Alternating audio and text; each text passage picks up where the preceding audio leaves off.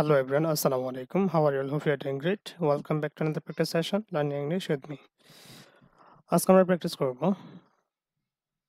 Spoken structure rules 1। So spoken structure rules 1 দেখেন যে প্রথম হচ্ছে গেটের তো বুঝতে পারা। আমরা আন্ডারস্ট্যান্ডের পরিবর্তে আমরা গেট ব্যবহার করতে পারি। সো স্ট্রাকচার 1 এ হচ্ছে প্রথমে সাবজেক্ট বসবে, তারপরে গেট, তারপরে অবজেক্ট। সো আমরা কিছু এক্সাম্পলে যাই।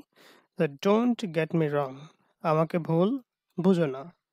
You are getting me wrong, তুমি আমাকে ভুল বুঝতেছ। Why are you getting me wrong, তুমি আমাকে কেন ভুল বুঝতেছ। হি গট মি রং, সে আমাকে ভুল বুঝেছিল। সো এখানে হচ্ছে ভার্ব টু মানে ফার্স্ট ফর্মে গেটের পরিবর্তে যে গট ব্যবহার করা হয়।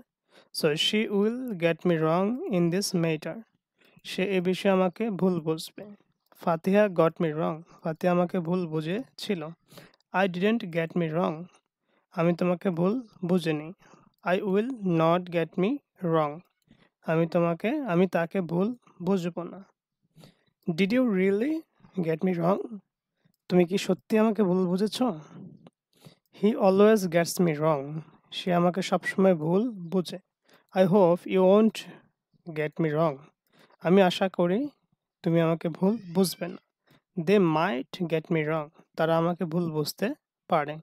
গট ইট, বুঝতে পেরেছ। সো এটা হচ্ছে স্পোকেন রুলস টু হচ্ছে হ্যাভ, হ্যাজ, টু সামথিং আর to own something. So to have something আর to own something.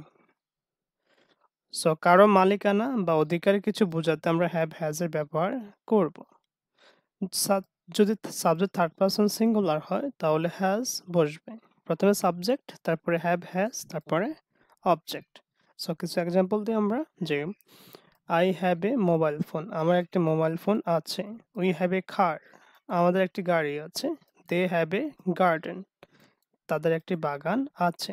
You have 1000 টাকা, তোমার কাছে 1000 টাকা আছে। হি হ্যাজ এ ল্যাপটপ, তার একটি ল্যাপটপ আছে। So she has a pen, তার একটি কলম আছে। আই হ্যাভ ইটেন রাইস, আমি ভাত খেয়েছি। We have finished our work, আমরা আমাদের কাজটি শেষ করেছি। He has gone to Dhaka, সে ঢাকা চলে গেছেন।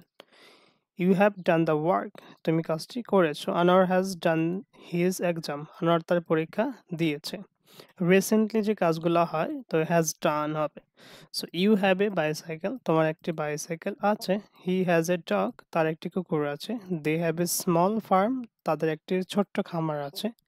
I have a great idea, আমার একটি দারুণ ধারণা আছে। He has gotten a new job, সে একটি নতুন চাকরি পেয়েছে।